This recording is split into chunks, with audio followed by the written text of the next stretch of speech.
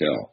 And everyone is invited. There will be Saturday evening, and I'll have a Q&A, a question and answer period afterwards, and we hope people will partake of that. And then I'm giving a presentation at the conference on Saturday, and then Sunday doing a all-afternoon workshop for people, which will be, the focus is going to be how the intelligence community has infiltrated the UFO subculture over the last 60 years, and what that means in terms of disinformation that has populated the subject and what we can do about it, and also what to look for when information comes out that begins to masquerade as disinformation. The other part of it is going to be how everybody we get thousands of emails say, what can we do to help? What can we do for disclosure? A big thing you can do is network this to other people, of course. And I think that's the reason why we're still number one on iTunes after 6 weeks, which is unprecedented for a documentary. But I think we're really wanting to focus on that this is a shift in consciousness, that if people can become ambassadors to these civilizations in a large enough number, they're going to want to make contact with humans more and more openly. A lot of people say, why don't they just land on the White House lawn or, do something like that? I say, well, the reason they don't is that they have a policy of nonviolence and non-intervention. I know it sounds very Star Trek-y, but we humans have to reach out to these extraterrestrial civilians in a way that shows them that we're ready for contact.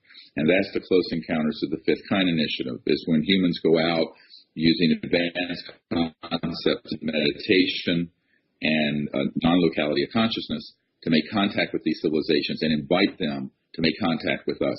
We just got back about 2 weeks ago from an expedition in Arizona that was amazing for the amount of contact we had. We literally had extraterrestrial beings that appeared and disappeared in our circle. We had a craft that appeared the very first night, 4 lined up in a row, materialized and dematerialized. We have some amazing photos and images of that. So I'm going to go through some of the CE5 type experiences we've had and teach people how to make contact and how to be an ambassador from humanity to these civilizations. And I can't talk about, but there's some things that are going to happen in a few months where around 100 million people will see it. 100 million. The goal is to have this become sort of the arrowhead. It's like those chevron-shaped ships that fly over us. We had over at Joshua Tree, actually, not long ago. And those are from the Arcturan star system, by the way, if you're curious. And this effort is really to push into the mass consciousness of the world, because it takes a certain mass consciousness shift to make things happen. And I have always said for 20-some years, if the people will lead, the leaders will have to follow. But the people haven't been leading. We haven't been doing enough. And this is where we need, I'm going to consider this, and by the way, welcome to all the thousands of people watching. We need to go through something very advanced here, because I consider you guys to be the vanguard in the disclosure effort, in the effort to make contact with these civilizations peacefully, and in fact to create a new civilization on Earth. And to do that, you've got to understand and have discernment between what's information and what's disinformation. And that discernment is very hard to come by. Because if you go to most conferences or go on the internet, and unfortunately even on things like Gaia TV, you're going to get 1 part information, 5 parts disinformation. And the reason for that is that people are doing it deliberately. Not necessarily the people being interviewed and given talks, but the people who are providing that information to those folks. So the very first thing we want to go through today is how counterintelligence works. But here's what I've found out about this. And it's been 27 years of a tutorial for me that I'm going to share with you. And it's not going to be a pretty story. Some of this is going to be deeply disconcerting to people. It'll be the opposite of what we're doing tomorrow night, when we're doing contact out into the stars using the mantras and sacred Vedic knowledge and higher consciousness and all of that. This is going to be a journey through the national security state as it has devolved from a rather modest and small operation before World War II to the monster it has become today. And this monster, beginning in 1947, it was hatched in the cradle of Roswell. And the reason for it, the entire national security apparatus got transformed when they realized that they had finally shot one of these objects down. Now, I say shot it down. What do I mean? There are electromagnetic weapons, Tesla-type coils, that were being worked on in the 20s, 30s, 40s that are scalar, longitudinal type weapons. Now, these are weapons that, if you understand what a wave of light is, it has a wave component and, of course, a photon, the particle component. But it's a wave. And the speed of light is what? 186,000 miles per second. So every second, light goes 186,000 miles.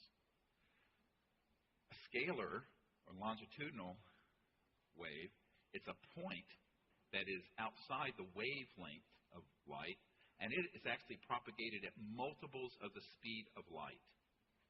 Now, this has been studied for the better part of a century, but unfortunately has been weaponized and began to be weaponized.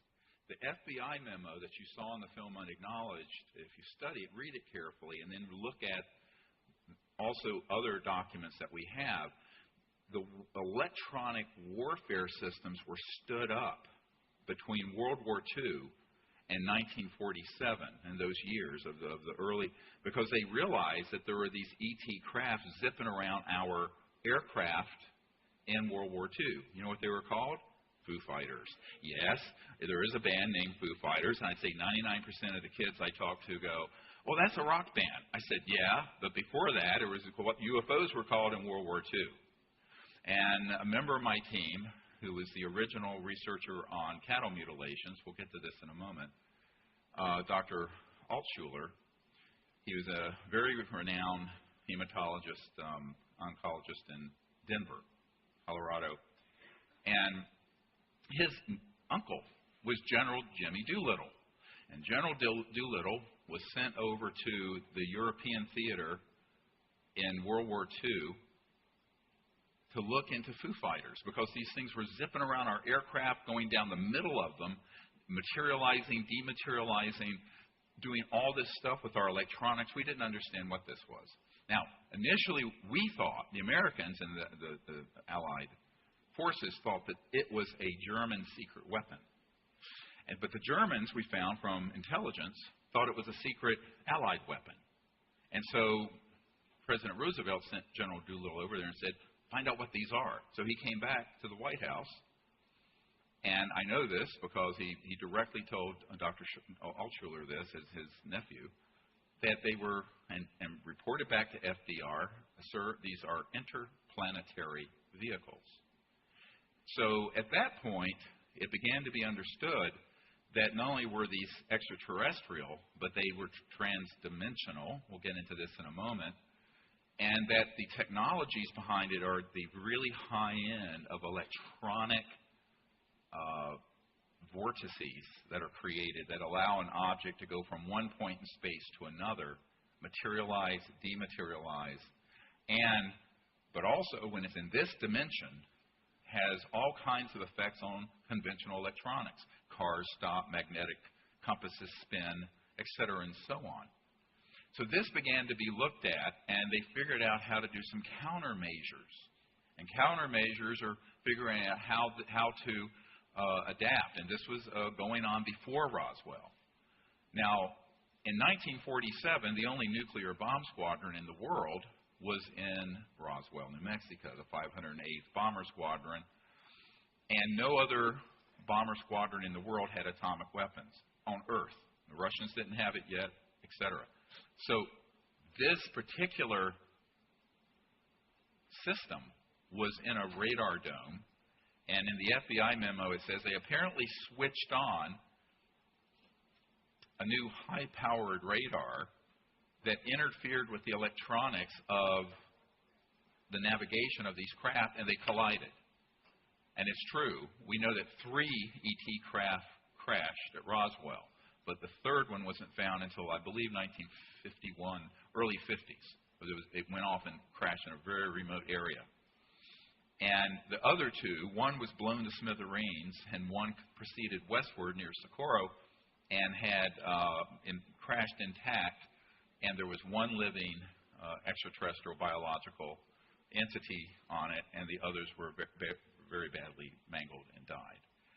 So that began the whole modern era where they had perfected a way of knocking down these extraterrestrial vehicles that were coming in and around our atomic weapons facilities. And it was no coincidence that that was also within months of when the Air Force split off from the Army Air Force. There was no U.S. Air Force until after Roswell, and when the CIA was formed. I'm going through this history not to bore you, but so that you have some context to understand that this is 70-some years in the making of covert black projects studying this issue. And the fact that the man on the street doesn't know this, so what? You need to know it, and I'm going to go into 10 times, 100 times more information, because I'm assuming you know what's in the film. If you didn't see the film, I'm sorry. Now, fast forward into 1950s, and you have a guy named Eisenhower, who's a famous general in World War II, and Eisenhower, after Truman, authorized the continuation of the study of the modus operandi. I'm quoting from a top-secret document from Canada, the Wilbur-Smith document, on how these craft operated. And so a very intense, unacknowledged special access project, this is when they really started, in the late 40s and 50s were stood up to acquire the technology and figure out how these things work. By October 1954, we had mastered gravity control, what pop culture would call anti-gravity, which means that everything that we're using on this planet since 1954 has been obsolete since that date. Now, how do I know that? Well, a man who was on my team for years until he passed away of prostate cancer a couple years ago, Rick Foch, he was the highest-ranking scientist at the largest Department of Defense lab. And Mr. Foch was a very good friend, stayed at my home, knew his family very well, was very direct in saying that he was in the vault and actually acquired and saw a document that stated that they had mastered gravity control October 1954. Now, this is before I was born, and I have 8 grandchildren. But what ended up happening is that the national security state did not want this out. A, they understood it could be weaponized, and they wanted to weaponize it, turn into weapons. And B, the energy source, as you heard from people in this film and in other testimony, is the zero-point energy field where you could have something that would basically fit on this little stand, and it could power, as was said, a wristwatch or an entire city. New York City could be powered off of that. Free energy. And that's not a myth either. But the same oligarchs and sociopaths and fascists who ran the world economy in the time of Tesla in the 20s and the time of T. Townsend Brown in the 20s, 30s, and 40s, who was doing experimentation with voltages and levitation with crystals. You know about those studies.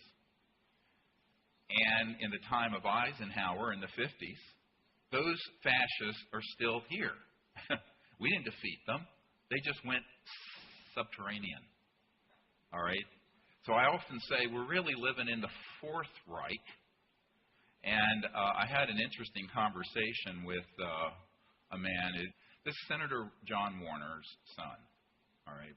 And Senator John Warner, I knew back in the 90s, was a member of the MAGIC Committee, Majority Intelligence Committee, MAJIC, that's been managing the secrecy on this for 70-some years, since Truman.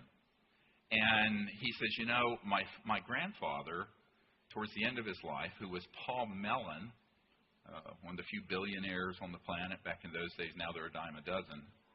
And what happened is that Paul Mellon told him, prior to his death, that when World War II ended, they went over and they got from Adolf Hitler's scientists a disc, and there was also a bell, but his grandfather, Paul Mellon, was there when they retrieved a flying disc.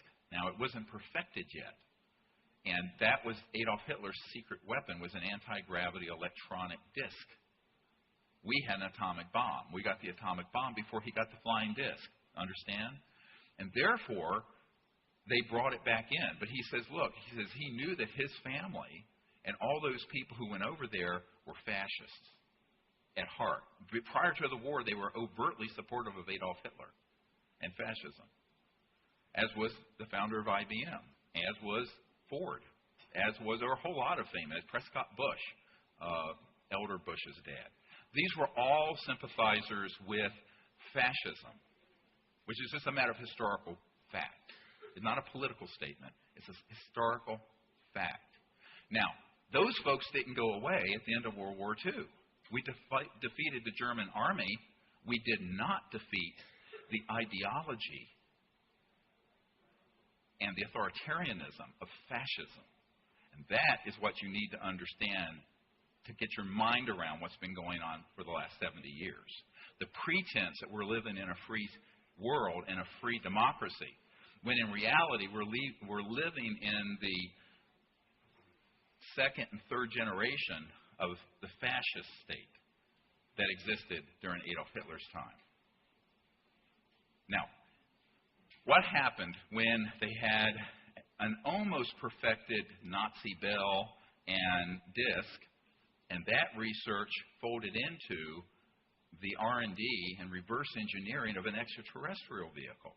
And they had one, and then they had another, and there were other downings. And I have one man on my team who will not come public because he's in fear of his life, was at Fort Huachuca over here in Arizona at an underground facility. This is where Army Intelligence Headquarters is. And there were 9 extraterrestrial craft stored there, and he personally saw the different species and bodies. So and that was back in the 70s when he was there. So this has been going on for 70 years, where we have been deliberately and purposely targeting and downing extraterrestrial craft who have come in mass from multiple civilizations from around the universe when we began detonating atomic weapons. Now, were many of these civilizations aware of Earth prior to that? Yes. Had many of them visited us? Yes. It's like Ancient Aliens TV show. Much of that is true. In fact, there's a man who works under contract at IT&T, but he really works for the CIA. And whenever they find an ancient artifact that's technological, that's hundreds of thousands to several million years old, and they exist, he will study it and tell the intelligence community, the IC for short, what that would be used for and how it operated. The guy is a genius. I mean, absolute genius. He's also stayed at my home. So what I've found with these sort of gentlemen is that they know a great deal, but they can speak of only so much. And so whatever you see in the Disclosure Project archives is less than 1% of what I've gotten briefed on. And I'm going to try to give you the other 99% as much as I can. We're going to take a tour de force through this information so that when you then hear other speakers or hear other information, you can begin to have a scintilla of discernment between, is this real or is it Memorex? You understand? Is this something that is man-made, masquerading as ET, or is it actually ET, or is it you don't have enough data to make the determination? What I call the gray area. Well, no pun intended. And yes, that's another whole discussion. So when they began to study this from both human experimentation with electromagnetic systems anti-gravity from the 20s, 30s, 40s, and then that combined and was greatly supplemented, augmented. Augmentation was massive from studying the extraterrestrial material. That paid off by 1954. And by 1954, guess what? You know, it's like I was a kid born in 1955. I'll be 62 next month. And hard to believe, I was 34 when I started this project, and now I'm kind of an old dude. But what can you do? Time goes on no matter what. We had this amazing technological transfer that happened. Now, we had a chance at peace. And you all heard the rumors that Eisenhower had a meeting out here in the desert of California where Edwards Air Force Base is now, Muroc. That happened. And when I was in the process of putting together the briefing for the Minister of Defense and the President of France back in 07, 08, in that period, about 10 years ago, they sent me a report from someone that they had in their archives who had been there with Eisenhower. And what the extraterrestrial civilizations were asking for, and yes, they do work together, they have different specialized functions. We'll get into that depending on their natural capabilities and interests, like all peoples. But they offered to help our civilization technologically if we would stop this proliferation of hydrogen bombs, thermonuclear weapons. Eisenhower was friendly to this. Others, like Forrestal, were. He got killed. George Patton, by the way, the General Patton, was very supportive of disclosing these technologies to the public after they retrieved them from the Nazis in 1945, and he was assassinated because of that. He was killed because of his support for disclosure. Do you understand what I'm saying? Okay, so this is how we went completely off the rails between 1947 and 1955, and we haven't gotten it back in place since. So we're now 60-some years into an unconstitutional, deep government. This is not a conspiracy theory. This is an absolute fact, and we can prove it. That does not answer to the constitutional authorities, whether it's the president or the Congress or even some of their generals and admirals that I have briefed. So these unacknowledged special access projects became more and more and more powerful as they got more and more technology and money and started taking a bigger and bigger and bigger piece of the U.S. budget, but also spun off corporations that then spun off things like integrated circuits and computers and fiber optics and night vision. These all came from studying extraterrestrial material items and were highly profitable. Now, never mind that you and me, the taxpayers, paid for all the research and development, and these corporate Nazis, who are psychopaths, took it, monetized it, and have made trillions of dollars. And we're happy to use our iPhone, and we're just clucking along and ignorant of the fact that this is all stolen technology from we the people. So, that is what began to happen, and this is why Eisenhower said, beware the military-industrial complex. And one of the most important, I don't know if we have some of these clips lined up, but I want to go through just real quickly, because it kind of does it in a compact way, some clips. And our first one is this one from Eisenhower. And this is what he's talking about. We must guard against the acquisition of unwarranted influence, whether sought or unsought, by the military-industrial complex. Next. A shadowy government with its own Air Force, its own Navy, its own fundraising mechanism, and the ability to pursue its own ideas of the national interest, free from all checks and balances, and free from the law itself.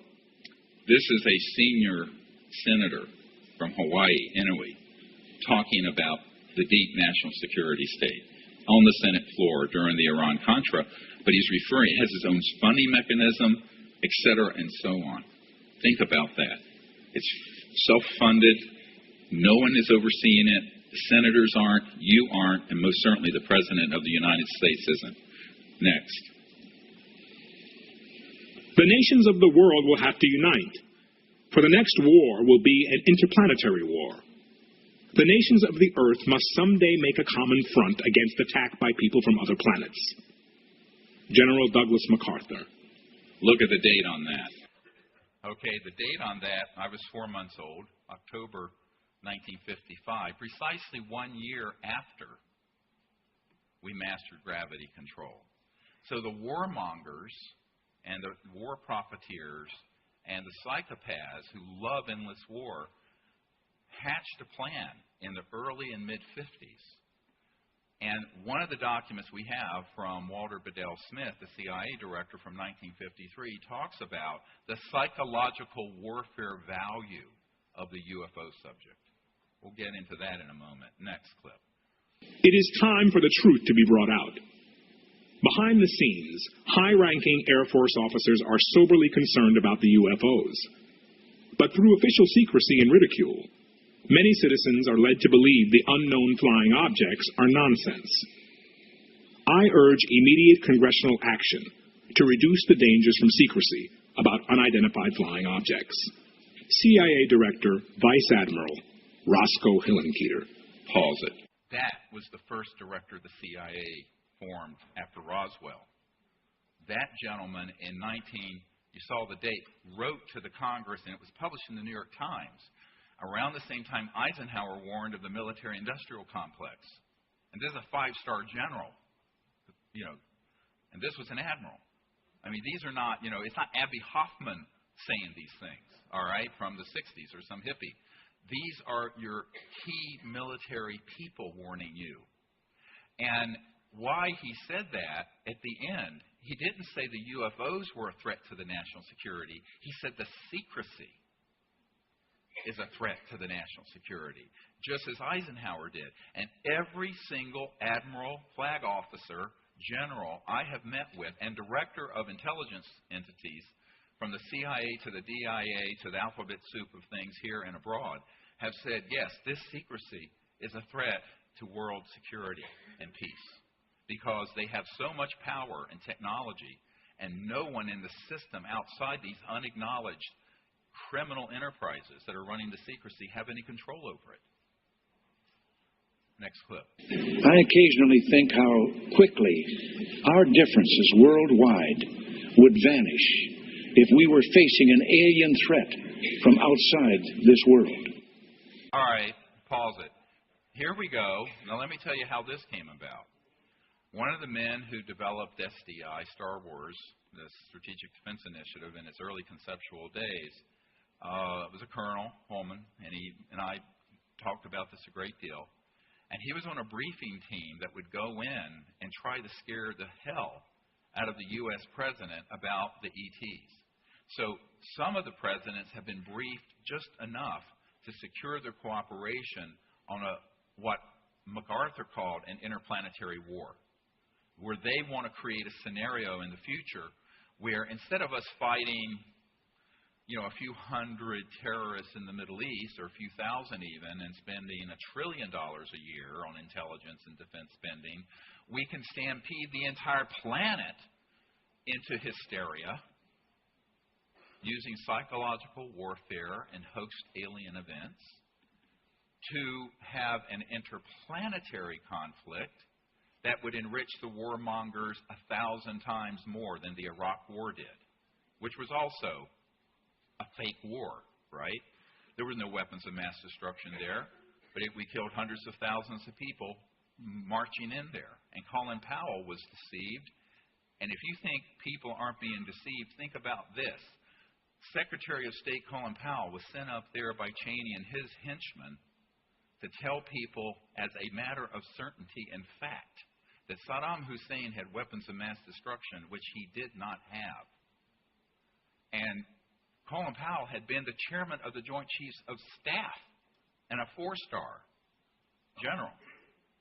And he was deceived by these devils in the intelligence community.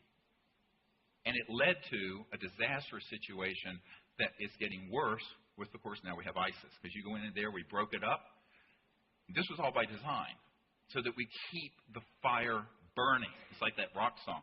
Keep the fire burning, because how do you justify trillions and trillions and trillions of dollars going into these same war profiteers and warmongers unless you have an enemy? But we're running out of substantially large enough enemies to feed the monster and the beast. So the big one is coming. Let's continue. When von Braun was dying in front of me, the very first day that I met him, he had tubes draining out of his side. And he was tapping on the desk telling me, "You will come to Fairchild." I was a school teacher. "You will come to Fairchild and you will be responsible for keeping weapons out of space." The strategy that Werner von Braun taught me was that first the Russians were the enemy against whom we're going to build space-based weapons. Then terrorists would be identified. Then we were going to identify third world country crazies.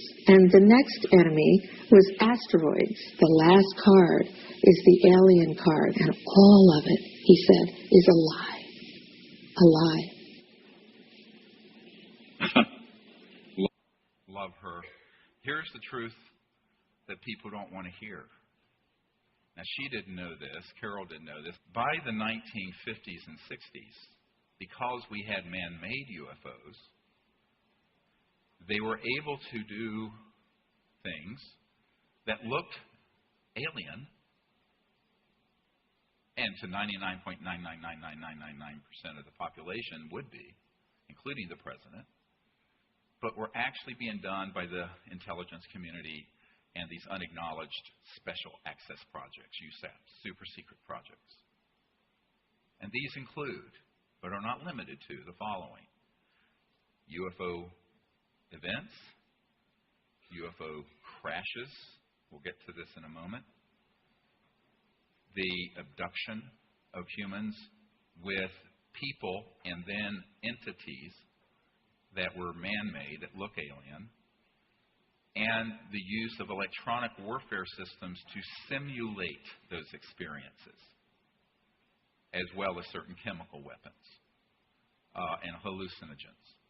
Now, how many people heard of MK Ultra, the 50s, 60s, giving acid to people? What they didn't tell you during the Senator Church's hearing is that the crown jewel of the mind control projects of the 1950s and 60s and 70s was not chemical or LSD or hallucinogens.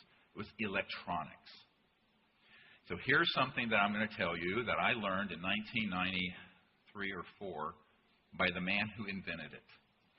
A man who invented an electronic system that interfaced directly with consciousness. It was used both actively and passively. In other words, you could put this on and it would enable the person, no matter how skilled or unskilled, to remote view with consciousness at a different point in space or time. This was 1956. 56. But it can also be used to give people experiences which are completely hallucinogenic, but which come across as incredibly real. He said to me, and I later had this confirmed by many different scientists who worked for E-Systems and Raytheon and a whole plethora of intelligence community contractors, so that they could give you an experience. It'd be like virtual reality, but on steroids, where you would have the ability to have someone have this experience, and it is so real because it's in consciousness that it's being done. It's in their mind. And it can be done remotely and targeted remotely. And those people, and this is what this gentleman, and I'm quoting, he says, if we want you to have a personal conversation with your personal God, Jesus, Buddha, Krishna, whoever, you'll have it. You'll pass a lie detector test that it's real. It is that good. Now, fast forward to a few years ago, I'm on one of these expeditions. We lead out under the stars, and a woman comes who used to work for one of these companies? And he said yes. And we could sit in a room with a console, turn a dial, target the board of directors of a corporation, and if we wanted them to come agreement on something we wanted them to come to agreement on, we could turn the dial and there would be complete harmony. We can turn the dial the other way and they'd all be fighting. Absolutely. He said, when were you working that project? She said in the mid-'70s.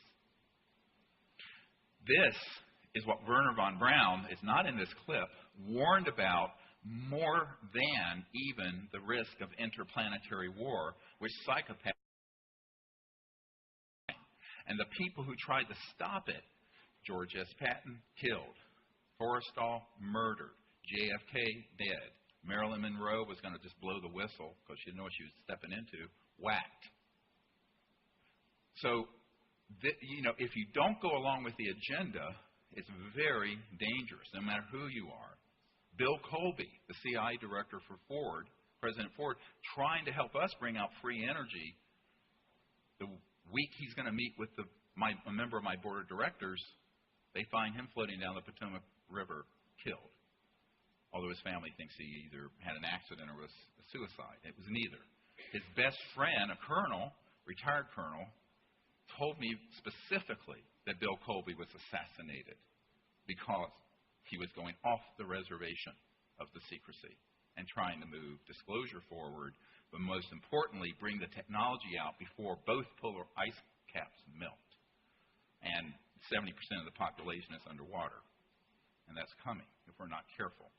So that is the kind of thing that, now this is what I deal with day in and day out. Now, the interstellar civilizations know we're in an emergency too.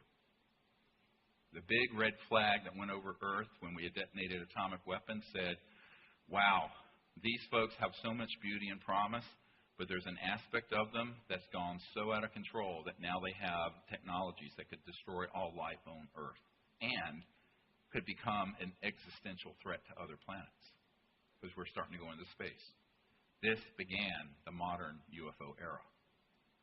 So I always tell people, all these people running around afraid of the aliens, and this intelligence guy and military guy who went to Ronald Reagan said, and he told me it was a hoax. He said, yes, you're right, there are ETs out there, they're a threat to us, and we need to put weapons in space, and we need SDI, the Strategic Defense Initiative. And that is what brainwashed Reagan into making that comment at the United Nations, and then brainwashed him into billions and billions and billions of dollars into brilliant pebbles and all kinds of other stuff that's just nonsense. It had never worked. So that they could take that money, use 10% of it on the stated project, like brilliant pebbles, and put the other 90% into black projects, weaponizing space. That's how it works. That's how the defense industry works. And so he was played like a fiddle. Sort of the Independence Day scenario. You know, the movie Independence Day with Will saying, let's go kick alien butt. You know, all that jingoism and bullshit. And here's why it's nonsense. Because if you are an interstellar civilization and you wanted to just take care of the Earth problem, it'd take you 1 nanosecond. It's point, set, match, over. Now, we're going to go through in a little while what transdimensional interstellar technologies are. So you have a little understanding of why these scenarios that are being presented about this race and that race are out there, and it's the movie Star Wars. Well, this is great for Hollywood and George Lucas. And it sells billions of dollars worth of movies and seminars and space on Gaia TV. However, it is absolutely dangerous. And here is why it's dangerous. Because when we start going down that path of a narrative of hate and what I call alienism. What's alienism? It's like racism, but it's humans against another species instead of black against white, or Shia against Sunni, or one ethnic tribe against another, or one economic system against another. This is the big one that they want to play because the demagogues who are counting on endless war need your cooperation and need to have you brainwashed that there's an enemy that you should be afraid of and hate to support the next big war. And that's just a fact. Next clip. Air Force and producers and directors. Yeah. And how were they paid so that it wasn't Cash. Yeah, you pay. What you do is you make them sign a form and you tell them you got to report this to the IRS. But whether they do it or not, you're not going to give your form to IRS. I paid.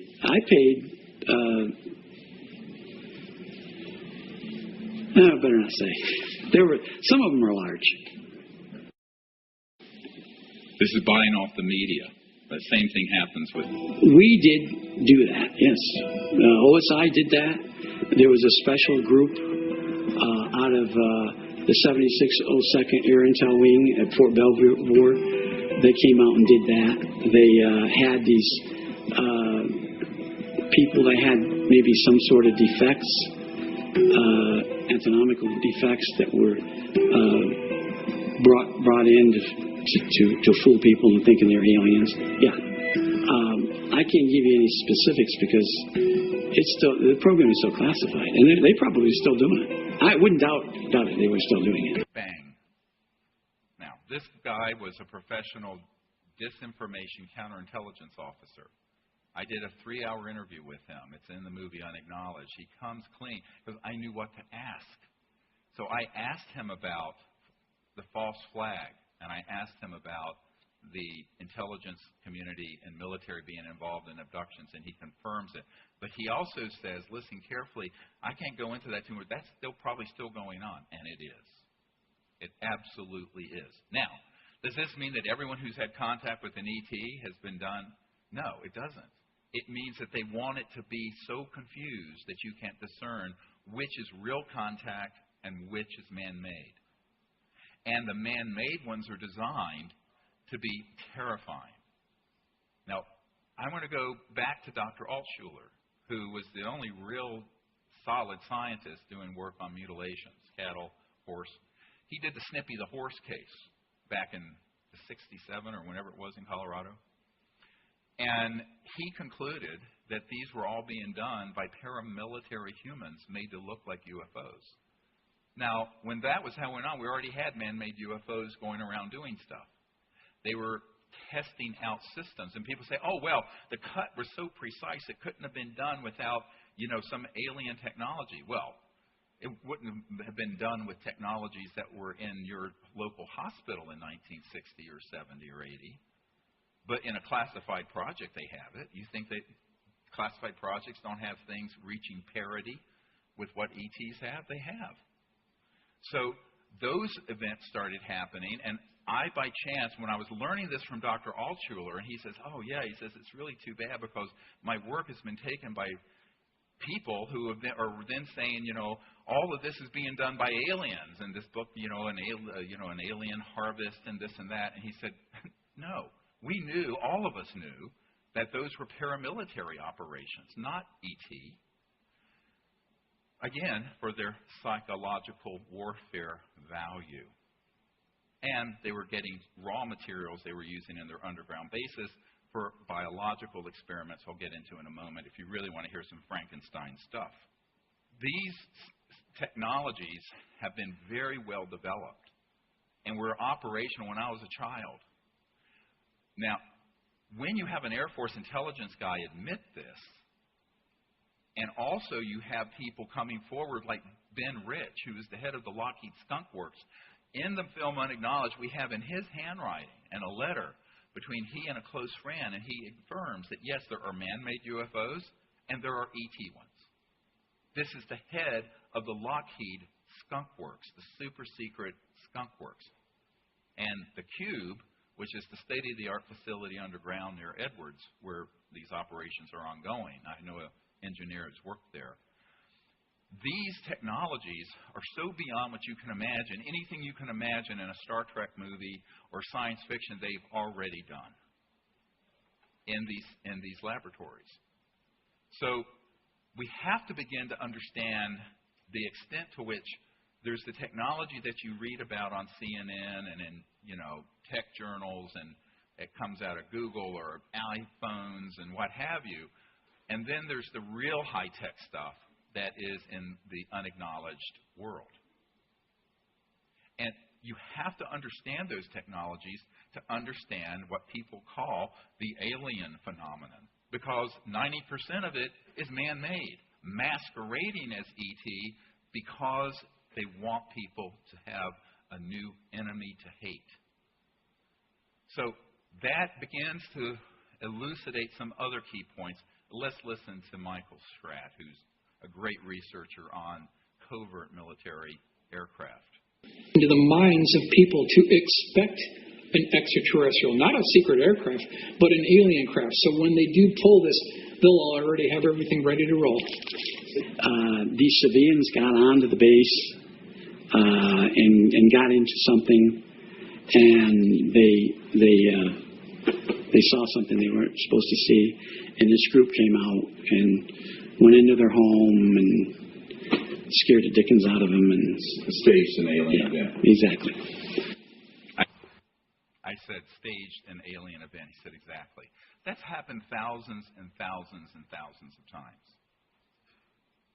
Now, you can't, if you weren't discerning and didn't have this, now this has taken me 27 years to find these sources and methods and do this research. You ignore it at your peril. You will ignore this information at your peril because you will be deceived again. Remember the Who song, we won't be fooled again? We have been. Vietnam, Gulf of Tonkin, Iraq War, bang. This is the big one coming. Now, when Wernher von Braun was dying, that's why he wanted Carol Rosin to warn the planet that this was all going to be hoaxed. But it was hatched in the 50s, and the technological foundation for it was hatched in the 30s, 40s, and 50s, electronically and with anti-gravs. Now, is this to say that nothing going on out there or any events that people have with beings are real ET? No, there are a lot of real ET events. But if you don't know the distinction between one and the other, you're going to slam them all together. And the best disinformation is coded in information that's true. And at the core of it is that poison pill. And what I would suggest to you, and the reason I made this film, is that I got a heads up that agenda was being fast-tracked in the last year or two. And I think this is the biggest thing that people miss, and that is for 70 years, the intelligence community has had a running start on everyone putting out false information, and they're still doing it. And so if you're going to be an ambassador of these civilizations, you have to do it in a way that you're fully informed. And that's what this 4-hour webinar and workshop is going to be about. So if you can't be in Toronto that weekend, I hope you can join us by webinar. And it's going to be a very intensive journey through this entire subject from the 40s till now, and how the intelligence community has infiltrated it, but also how we can overcome that disinformation and counterintelligence operation by becoming ambassadors to these civilizations in groups all over the world. There are now tens of thousands of people doing this, by the way. And I think that when it reaches a critical mass in the hundreds of thousands or millions, that's going to signal to the ETs that humans are ready for open contact. With both the films Serious and Unacknowledged, we've actually never had a premiere where afterwards there was an opportunity to do question and answers with the audience. So we're going to do that in Toronto. People have asked for it. So on Saturday night, stay tuned, and either by webinar for the Q&A or if you're there in person. And then the workshop, I hope people will understand that if you become